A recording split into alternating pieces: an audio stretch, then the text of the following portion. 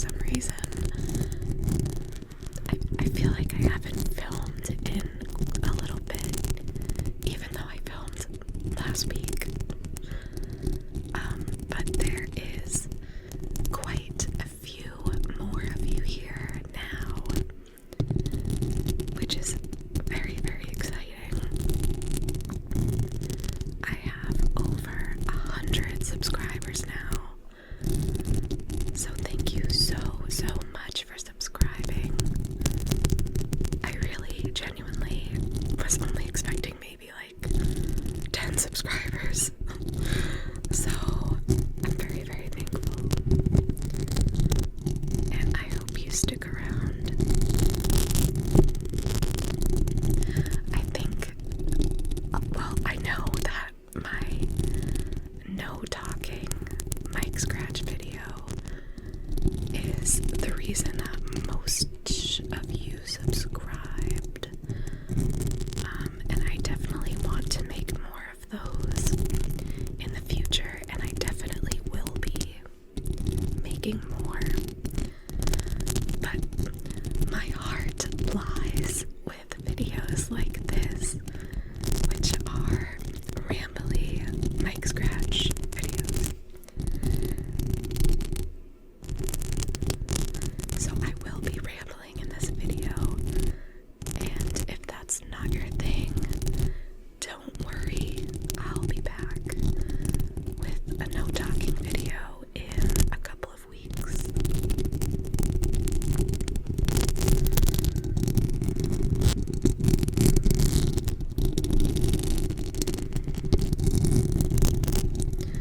I also saw one comment on, I think it was my first ever video, just the other day. Someone asked if I could scratch the back of the microphone more, so I'm gonna try to do more of that in this video. Honestly, I feel like of all the mic scratch videos I've watched, or at least like the ones that I've gone back to, I feel like the style of scratching was kind of like this, where you could like see all four, well, not all four because the thumbs are back here, but you could see like, I don't know, it just looked like this, and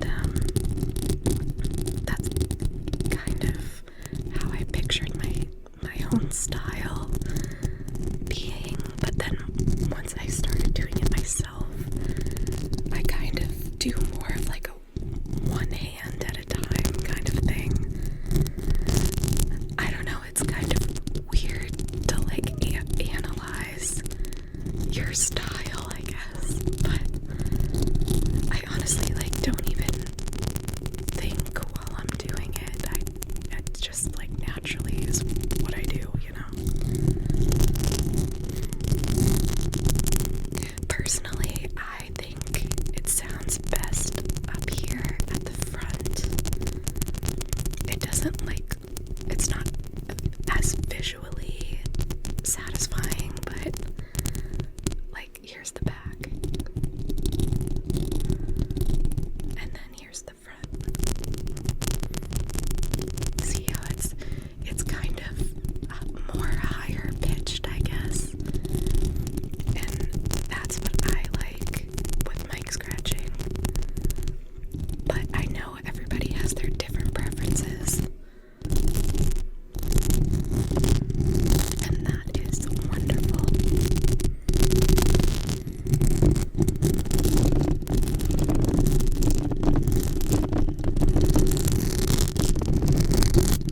So I feel like the other reason I'm really excited about this video is because I just got these fake nails last week. I got them from Hot Topic, actually. They're like these nice like pink and purple yin and yang nails. I'm trying to see where the lighting is the best for you to see it. It's just on the middle finger.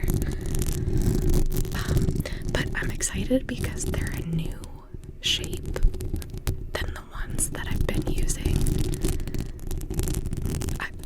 I'm not like a big nail person, but the ones that I've been using are, I think you call them like square shape because the ends are a straight line, but these ones are curved, and I want to say they're called almond shape, and I think they sound a little bit different on the mic, just slightly. It's like a little bit lighter, which is nice, and they also just look really pretty. And I found this sweater, which is like a nice soft chenille material, and I think it matches them perfectly. So I was just so excited once I got the idea, the nails and the sweater. I was like, oh my god, I can't wait to film.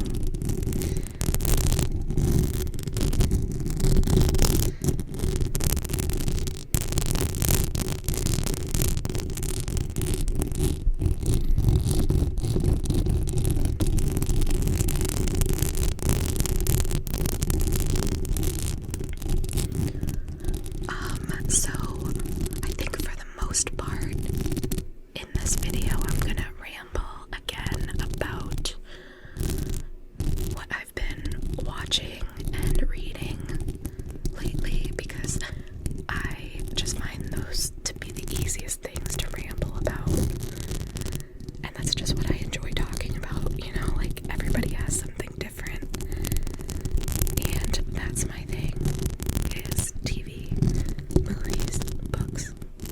I could talk about those forever, and I will.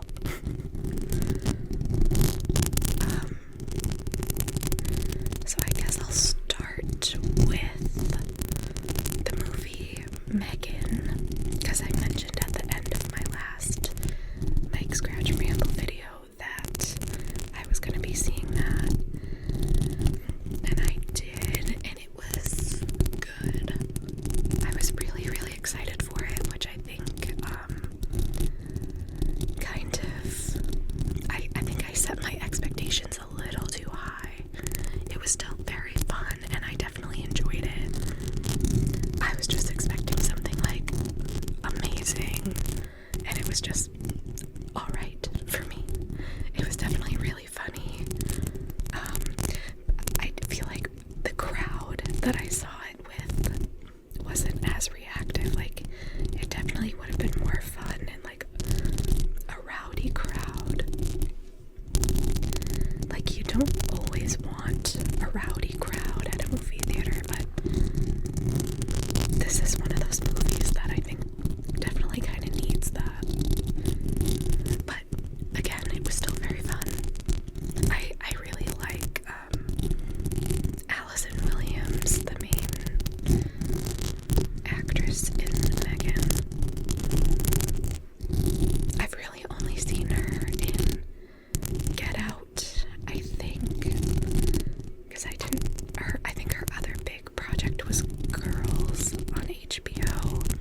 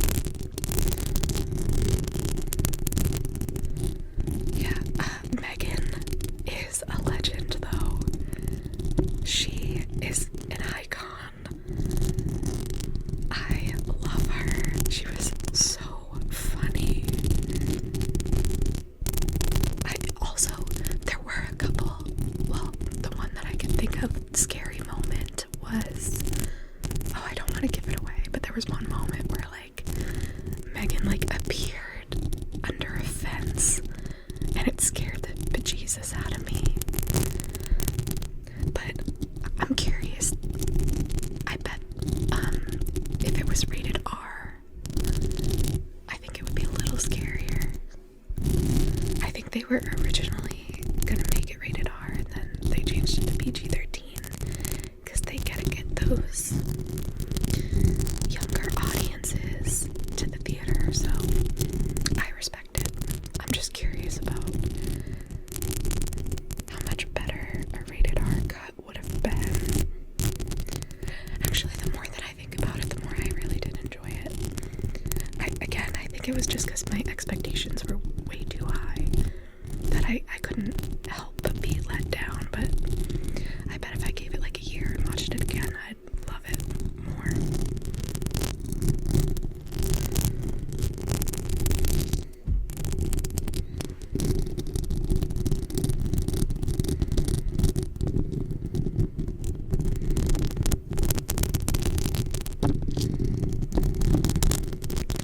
That's really the only movie I've watched recently. There is one other movie that I want to watch that I'll probably end up watching this weekend, and that is Aftersun. It is nominated. Actually, I don't think the movie itself is nominated for an Oscar, but I know that the main actor, Paul Mescal, I don't know how to say his last name, but I know he got a nomination for Best Actor or Supporting Actor. I think main actor though. Anyways, I want to check out that movie over all of the other nominations. Like, there are certain years that I want to watch everything that's nominated, but this year, like, nothing is really calling to me besides Aftersun. I read the whole plot summary already, just because I was curious, and I didn't think I would actually end up watching it. And I was sobbing just reading the plot summary, so I don't know if I'm gonna make it through. I'm probably gonna need several boxes of tissues, but I will watch it. And I'm sure I'll be reporting to you at some point what I thought of it.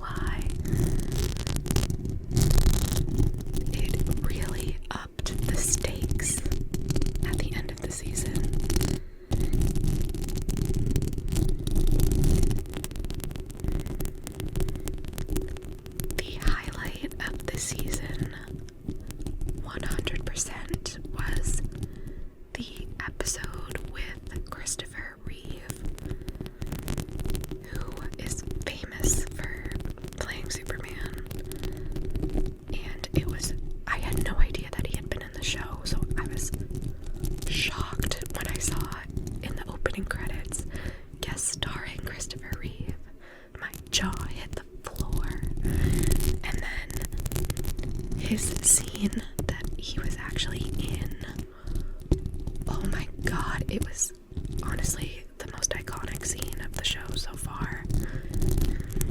He revealed a lot of backstory for Clark, which Clark had been dying for, and there were so many good quotes in that episode. I loved after Clark's conversation with Christopher Reeve's character, where he learns the interpretation of the message that his real father left for him, which basically says that he's gonna rule the earth. Clark goes to his adopted father, Jonathan, and he's all emotional, and he's like, what if my destiny is to like be evil and take over the world and destroy it? And Jonathan says, you're not gonna do that. And Clark is like, how can you be so sure? And Jonathan says, because I am your father and I know you better than anyone. And oh my god, I started crying.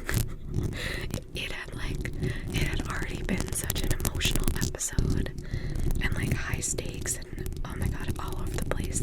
And then to end the episode on that note with Jonathan saying that and then hugging Clark, oh my god, it was so sweet. I love the Kent family so much. And oh my god, poor Martha. She had a rough go at the end of season 2. Actually, all of season 2 was pretty rough for her, but season 2, she was like, the end of season 2, she was like in the hospital every other episode. She thought she was pregnant, and then she lost the baby, and she like hid, what was it, like the key to Clark's spaceship. It got exposed to this like poisonous material, and they had found out that she was lying and not trying to hide. It was like horrible. I felt so bad for her.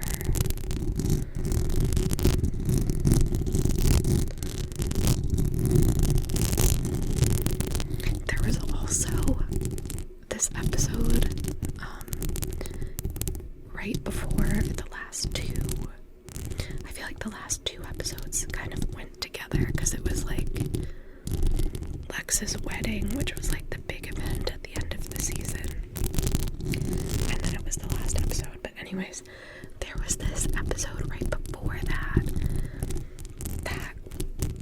was kind of like a filler episode, but it was also like honestly one of their best episodes, and it was so scary. I was not expecting it at all. It was like there was this little girl that Lana had been friends with when she was a kid, and all of a sudden Lana started like seeing her like she was a ghost, and she moved so fast that it was like there was 2 of her. So like it was very much like the twins in The Shining, and that was like right at the start of the episode, already so scary. And then they went and like they found her room, and there were all these dolls that were moving on their own, and I'm always freaked out by a doll. Shout out to Megan. Yeah, and then they found out that she was like being cloned. She was a clone of the girl that Lana knew.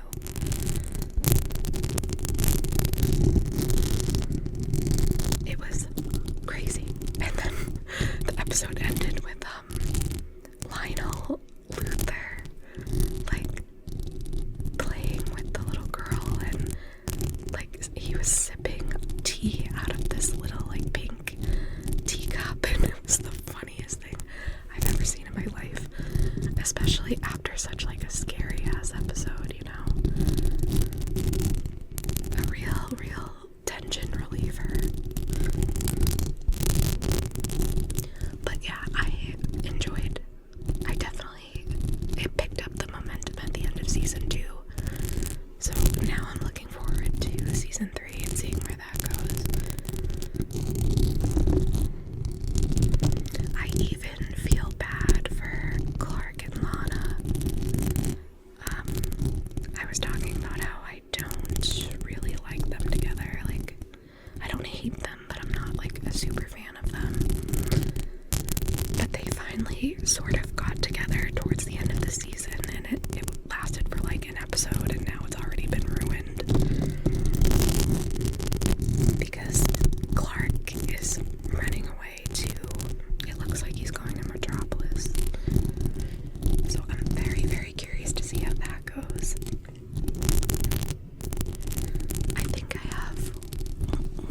season until Lois Lane shows up.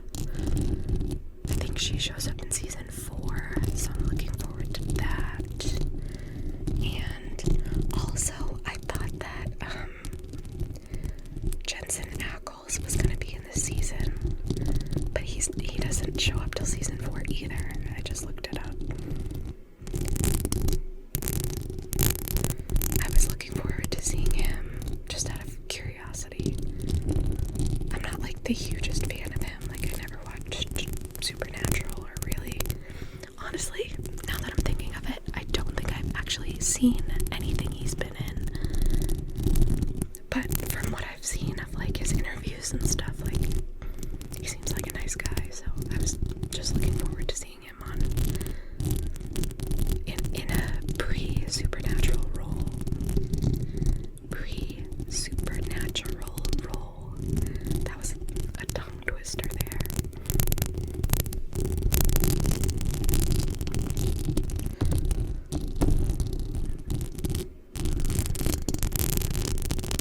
If any of you guys have watched Smallville, I'd love to know, and I'd also love to know what you think the best season is. I'm really curious about the later seasons, because, like, I can't imagine that a show that went on for that long could, like, maintain its, like, level of quality, kind of. So I'm very curious.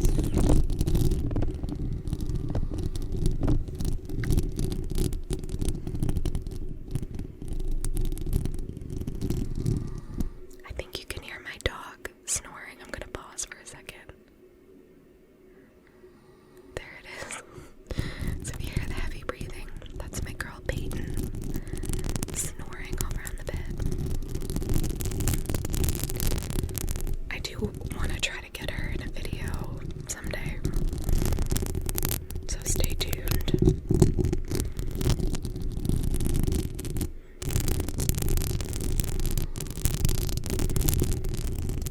The other thing I've been watching and reading is Bridgerton. Yes, I am still in my Bridgerton era.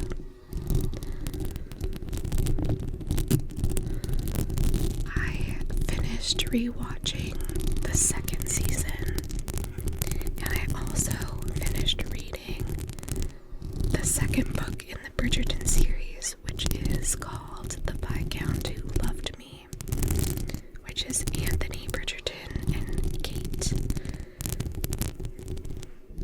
I want to say in the book her last name is Sheffield, but in the show her last name is Sharma. So I'm gonna go with Kate Sharma. It's Anthony and Kate's love story, and it was really interesting. So this is only the second book in the Bridgerton series that I've read, and I did not start with the first book. I started with the fourth book. 1, 2, 3, 4. The fourth book. So this is only the second one I've read, and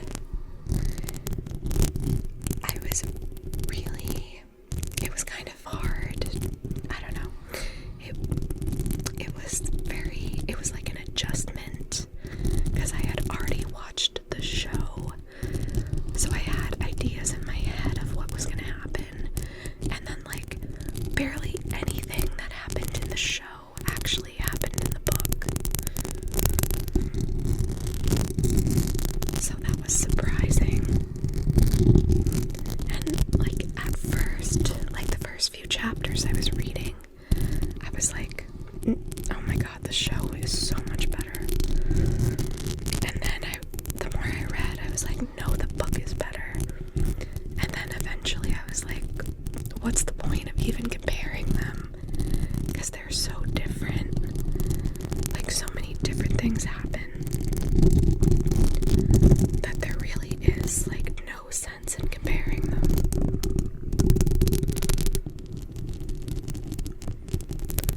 But I did really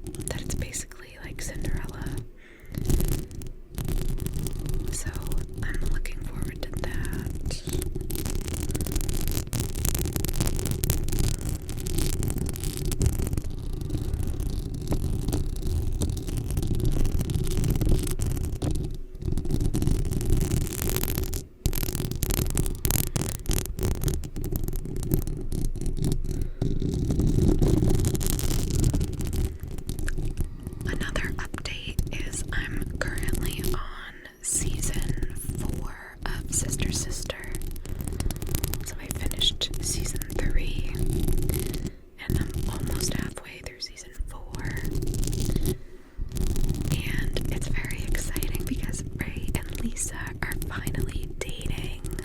Oh my god. I thought I would never see the day. I really thought that I'd have to wait till season 5. So I'm trying to enjoy it while it lasts because I know they're gonna break up and it's gonna break my heart.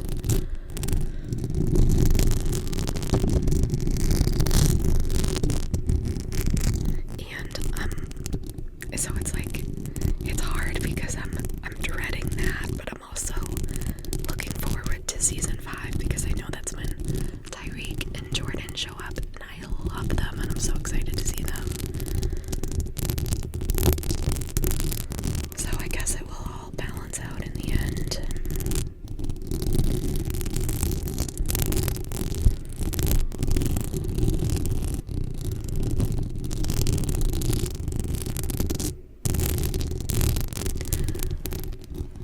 Okay, this one is gonna be random, kind of.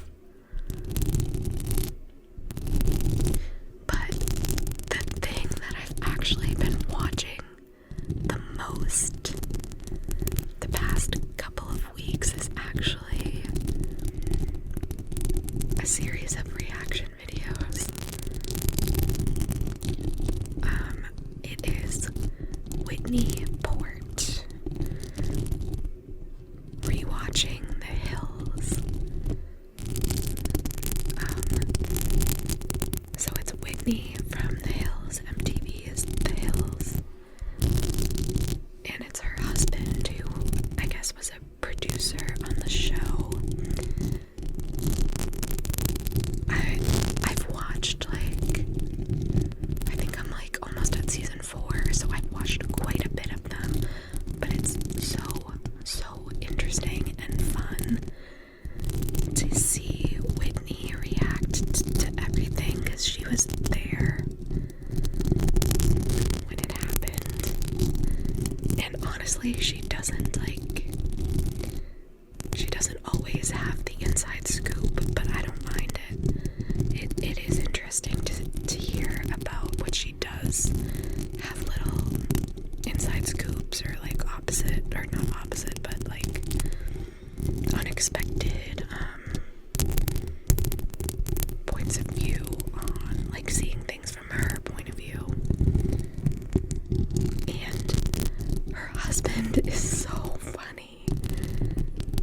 He kills me. There was this bit they did in the first season. There was this guy on the show who was dating Heidi at the time, and he had the strongest California accent, and the way he would say Lauren's name was Lorne Michaels from SNL. And just Whitney's husband Timmy, when he would do an impression of that guy saying Lorne, oh my god, I lost my shit every time. It was so funny. And there's just always little bits like that. He picks up on just the funniest little things. Oh, my other favorite thing he does is when he makes fun of Kelly Catrone, who's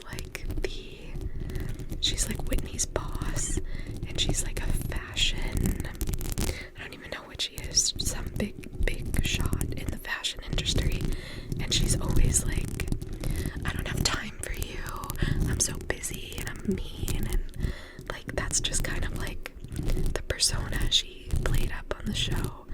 So every time she's around, Timmy just starts talking like her, and it's so funny.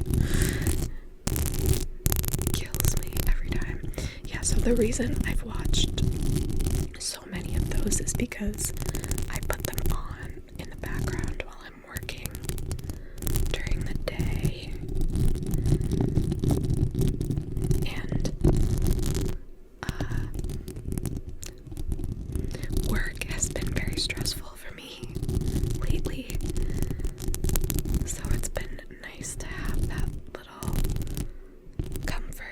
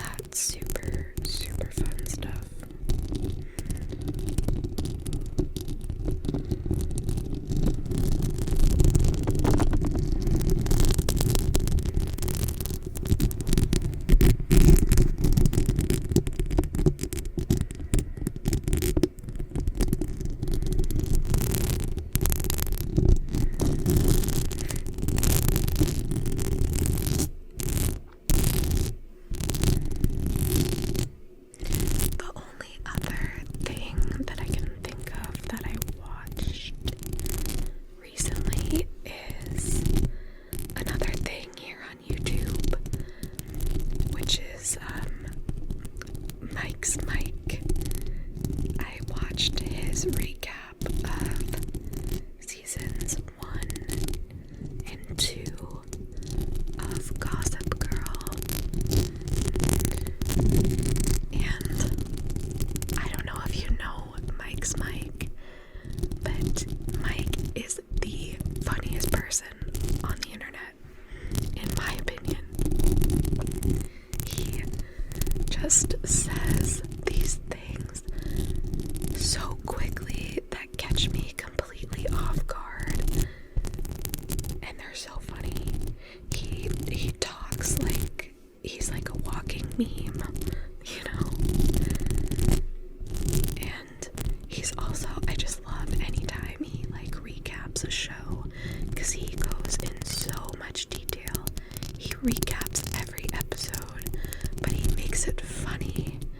So I watched his whole Pretty Little Liars recap a while ago when he posted it, and that was like just incredible to relive all of the crazy plots of Pretty Little Liars. And so now he's doing that with Gossip Girl too. And especially the early seasons, like when I was a kid, well, I guess I was like 13, I lived for Gossip Girl. I watched that shit every single day, over and over and over. The first couple of seasons of Gossip Girl, I had them on DVD. So like over my summer break from school, that's all I was doing. I was watching Gossip Girl. I was obsessing. It was a problem. And honestly, it was very formative. I would not be the person I am today without Gossip Girl seasons 1 and 2. But I haven't rewatched it in a while, so it's been nice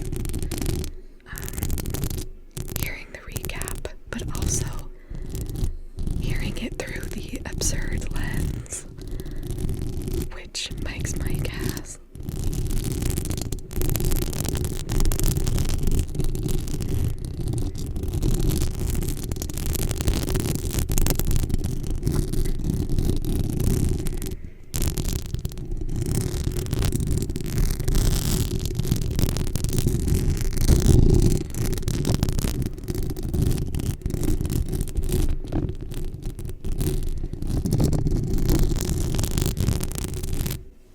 So I think that's all I really have to ramble about for this video.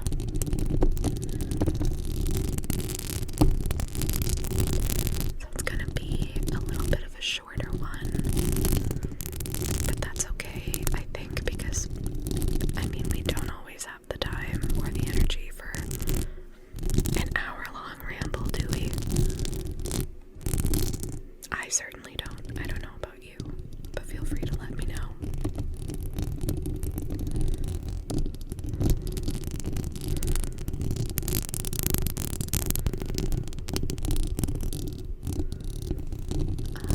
Thank you so much for joining me, and I'll see you next week for a fun Valentine's Day themed video. I'm planning on showing you all of my favorite romantic movies that I have. So I will be tapping and scratching and tracing and all that fun stuff